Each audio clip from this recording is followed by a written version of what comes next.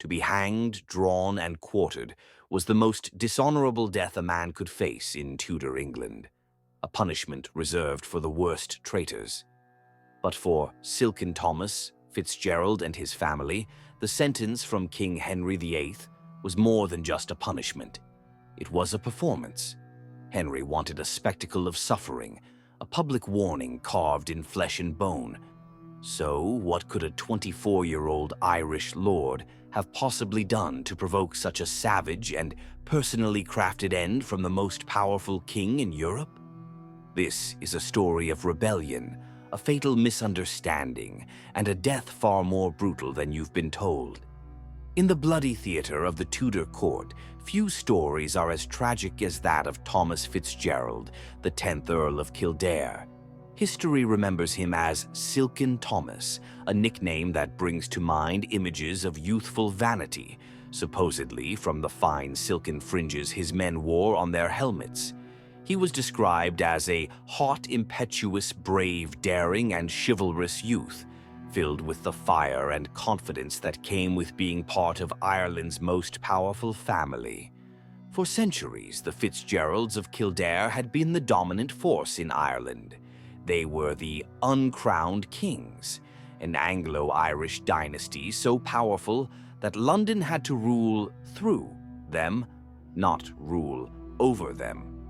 But by the 1530s, that delicate balance was about to shatter.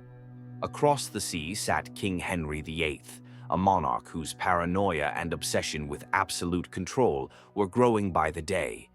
Henry was in the middle of his great religious schism, breaking away from the Pope in Rome, and he had no patience for powerful lords who acted like kings in their own lands.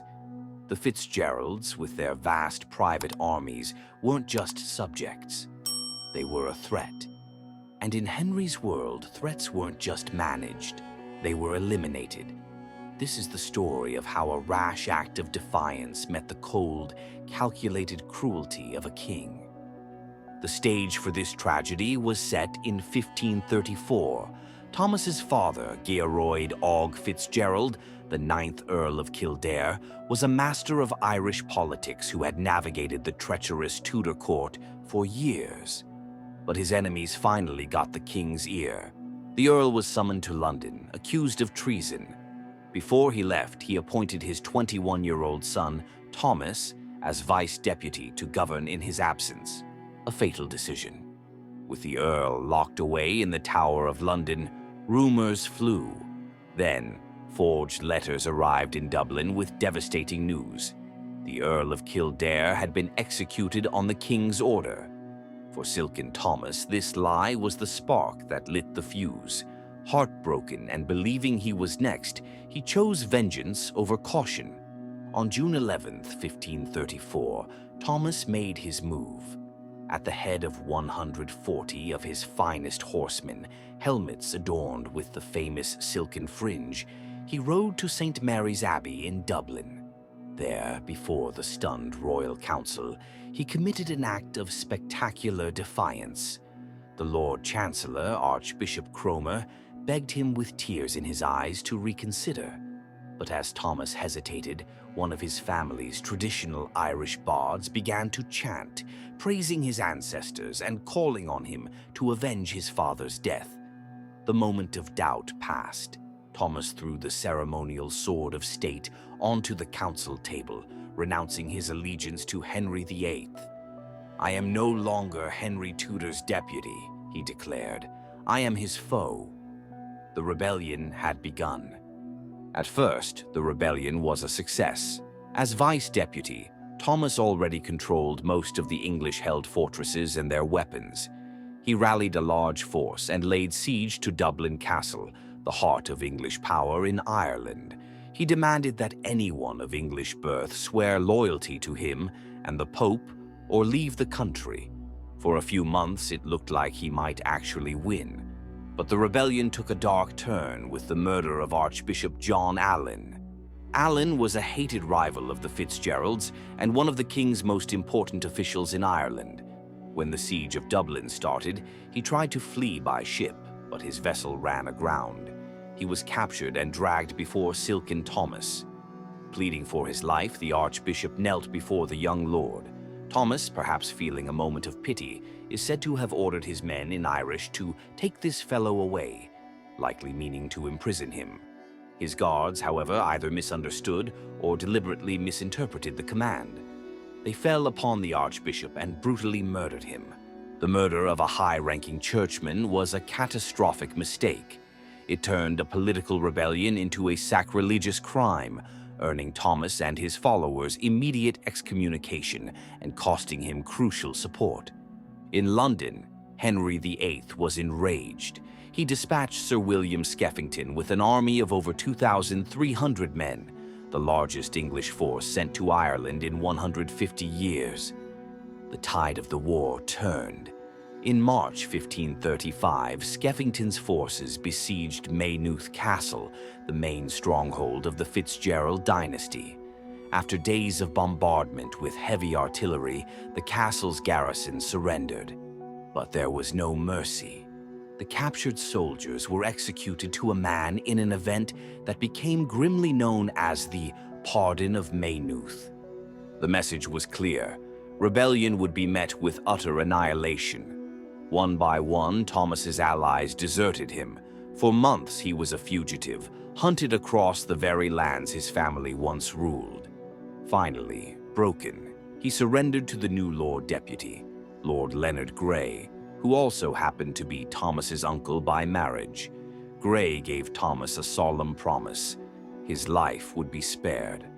Trusting this pledge, Thomas FitzGerald was taken to London to face the king's mercy. The mercy Silken Thomas expected never came. Once in London, he wasn't brought before the king. He was thrown directly into the Tower. The promise from Lord Grey meant nothing to Henry VIII. For over a year, the once proud Irish lord languished in a cold cell. A heart-wrenching letter he wrote survives, pleading for money for clothes.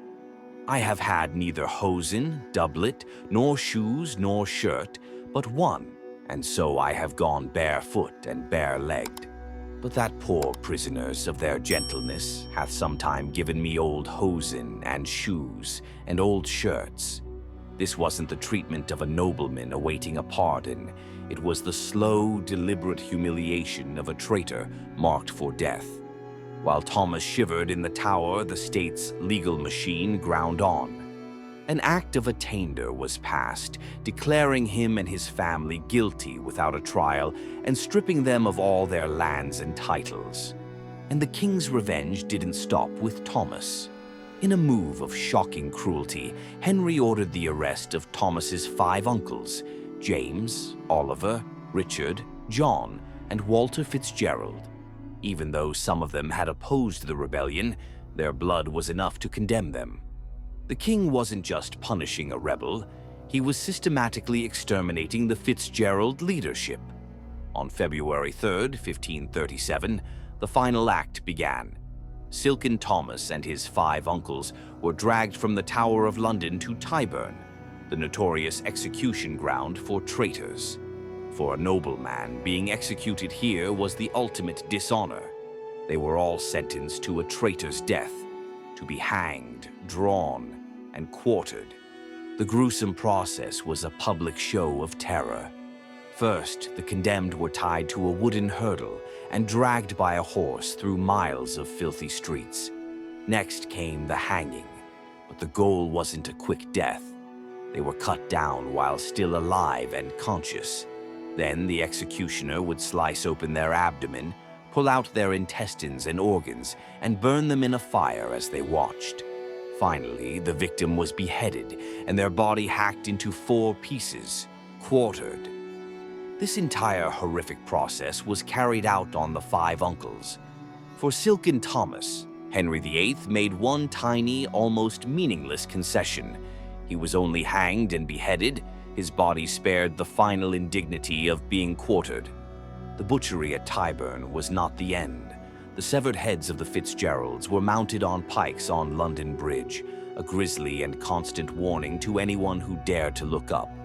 Their dismembered limbs were sent to be displayed in prominent towns, a declaration of the price of treason. The impact in Ireland was profound. The FitzGerald dynasty, which had dominated Irish life for centuries, was shattered. Their lands were confiscated, their power dismantled overnight. Henry VIII hadn't just defeated a rebellion, he had used it as the perfect excuse to fundamentally change how Ireland was ruled. The old system of governing through powerful Anglo-Irish lords was finished. London would now move towards direct rule, a policy of conquest and colonization that would define Anglo-Irish relations for the next 400 years. A few years later, the Crown of Ireland Act 1542 was passed, and Henry VIII was declared King of Ireland, cementing this new, harsher reality. Despite the king's viciousness, the FitzGerald name didn't vanish entirely. Thomas's young half-brother, Gerald, was smuggled to safety on the continent by loyal supporters, ensuring the family line survived. But the era of the FitzGeralds as the uncrowned kings of Ireland was over, brought to a bloody and spectacular end at Tyburn. The story of Silken Thomas is a brutal lesson in power. A young man's rash act of rebellion was met with the disproportionate and calculated cruelty of a king bent on absolute control. The execution of Thomas FitzGerald and his 5 uncles wasn't just justice, it was a political statement written in blood. It showed the world that no one, no matter how powerful, was beyond the reach of Henry VIII's wrath, and that the Tudor state would use unimaginable brutality to enforce its will. It was a dark turning point that set the stage for centuries of conflict and resistance in Ireland. What do you think? Was Silken Thomas a reckless fool or a tragic hero? Let us know in the comments below. And if you want more stories from the dark side of history, make sure to like and subscribe for more deep dives into the most brutal events of the past. Thanks for watching.